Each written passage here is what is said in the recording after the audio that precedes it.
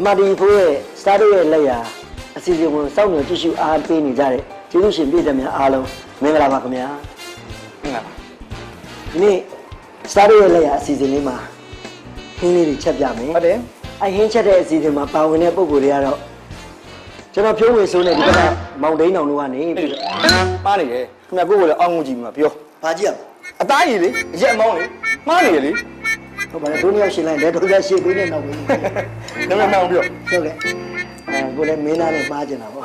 အဲ့ဒါကျွန်တော်ဒိန်းအောင်နဲ့ကိုဖြိုးဝေဆိုးတို့ရနေပြီးတော့ဒိန်းအောင်ကိုဖြိုးဝေဆိုး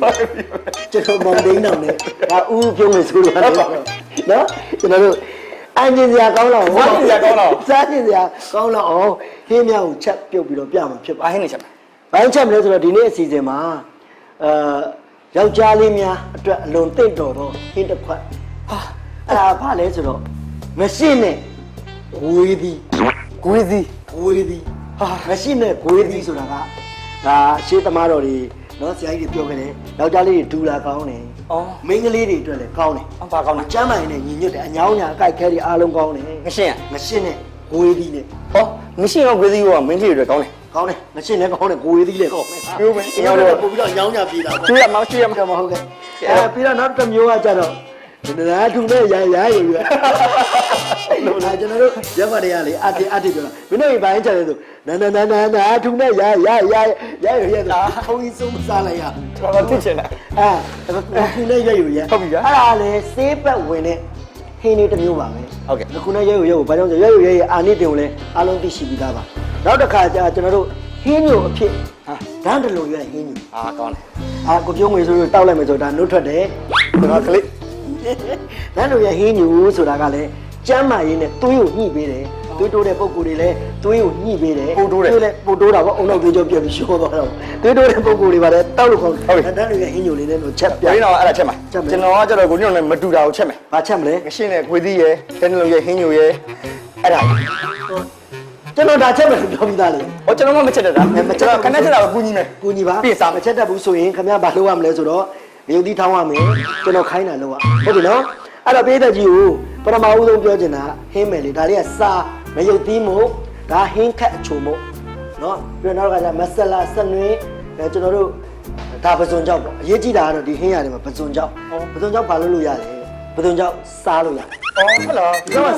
စားလို့ရတယ်တော်စားလို့များလာလိုက်တမင်တကောင်ဟင်းချက်ရင်မြည်ဖို့ကျွန်တော်တောင်းတာပါဒီကမပါဘူးဟင်းမယ်ထဲမှာမပါပါဘူးလမ်းလို့ရဟင်းညိုတယ်ထဲချက်မှာမပါဟုတ်ပါတယ်အဲ့တော့ငရှင်းနဲ့ဂွေးဒီပထမဦးဆုံးချက်တော်မယ်ဆိုရင်ဘာလို့လဲငရှင်းနဲ့အဒဲဦးလို့လေမှန်တာပေါ့မီးလက်နောက်တော့ကိုယ်သိက္ခာနဲ့ကိုနေပါ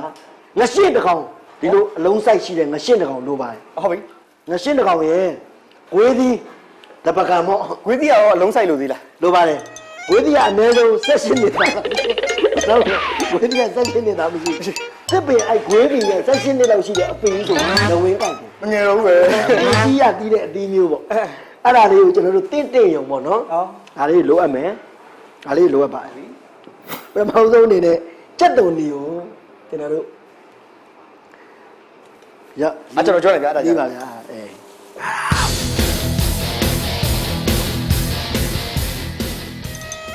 လိုက်အဲ့ဒါဘယ်လိုထောင်းမလဲပါလီလေကြက်တုံလေးစိတ်တယ်လို့တစ်ခါမှလည်းမကြောက်ဘူးလီကြက်တုံလီနောက်တော့ကျွန်တော်ဓာတ်ကြိုက်မဲ့ဘက်ကလက်ဆိုပြီးတက်တဲ့ဘက်ကလက်မဆိုပြီးကျွန်တော်ပါဟိုဘက်လည်းကြိုက်လို့ရတယ်ကျွန်တော်ပါလီရဟုတ်ကဲ့ပါလီလီပါလုပ်ပြီးပါလည်းလှဲပိန်းဆိုင်လောက်ရှိတယ်ပါတေလီပါ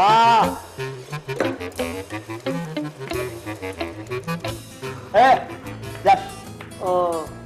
ကျက်တုံထောင်းမို့လားကုန်းသီးစိတ်တွေနဲ့လုံနေသလားထောင်းပါပဲဟာဘာဖြစ်လဲဟာပြီပုံသွားရင်အဲ့တော့ကျွန်တော်တို့အဓိကတော့ညက်သွားဖို့အရေးကြီးတာပါခင်ဗျကျက်တုံထောင်းမယ်ဟုတ်ကဲ့ဒါလီးကြပြီပေါ့ဗျာကျွန်တော်လီးပါတယ်